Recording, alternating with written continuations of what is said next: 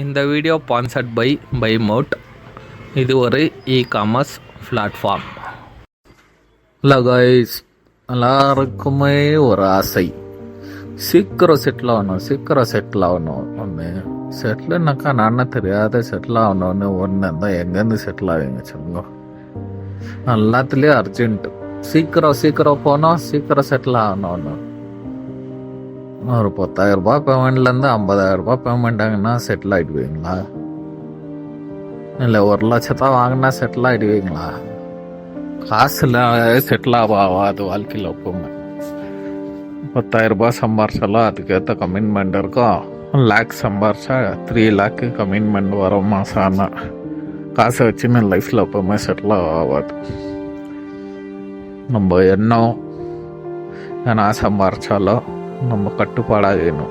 அதில் தான் ஒரு மனுஷனும் சந்தோஷம் அடுக்குனா செட்டில் ஆகலாம். ஆசை வேறவங்க வீட்டை பார்க்கறது, வேறவன் சம்பாதிக்கிறது பார்க்கறது, வேறவன் ரிச் ஆகிறது பார்க்கறது, இதெல்லாம் பார்த்தோம்னா தான் வாழ்க்கை ஃபுல்லாக செட்டில் ஆக மாட்டேங்க. ஆசை தான் தூண்டி விட்டுன்னே இருக்கிறீங்க.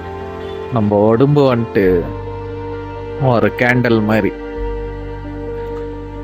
அந்த கேண்டல் உருக வைக்கிறது வந்துட்டு உங்கள் பார்வை.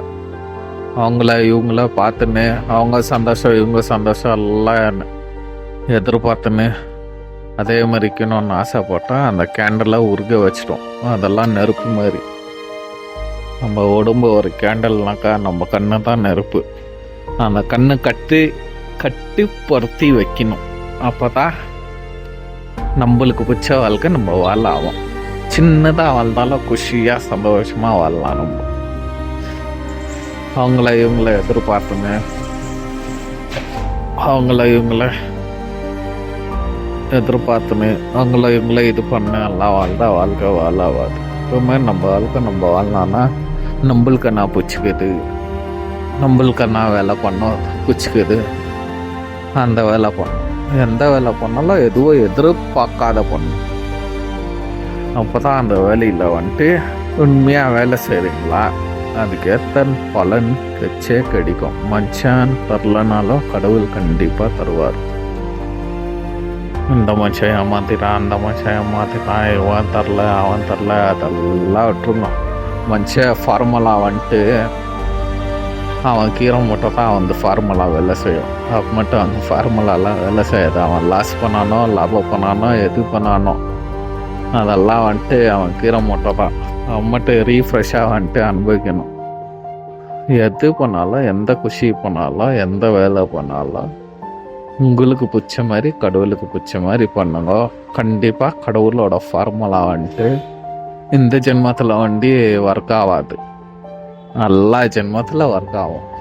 அதுக்கு அவருக்கு பிடிச்ச ஃபார்முலா வந்து பண்ணுங்க. நல்லதே பண்ணுங்க, நல்லதே அனுபவிக்கலாம். கெட்டதே பண்ணால் கெட்டதே கண்டிப்பாக அனுபவிக்கணும். ஆனால் கடவுள் எல்லாருக்கும் ஒரு கிரவுண்டு, ஒரு லைஃப்னு ஒரு கிரவுண்டு தந்துக்கிறாரு. அந்த கிரவுண்டில் நம்ம வந்துட்டு எது விதிக்கிறோம் அது அறுவடிக்கணும்.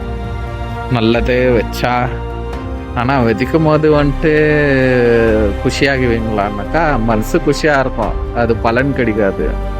ஆனால் அது வந்துட்டு ஒரு நாள் பலன் கொடுக்கும் போது மனசும் நிம்மதியாக இருக்கும். அப்போ உட்காந்து சாப்பிடுவோம். எப்போவுமே நம்ம பண்ணிட்டோன்னா அப்போதுக்கு அப்போவே எதிர்பார்க்கக்கூடாது. கடுமை கரெக்டாக பண்ணு, பரிசே நிதானமாக வாங்க. அப்போ தான் லைஃப் த்ரில்லிங்காக இருக்கும்.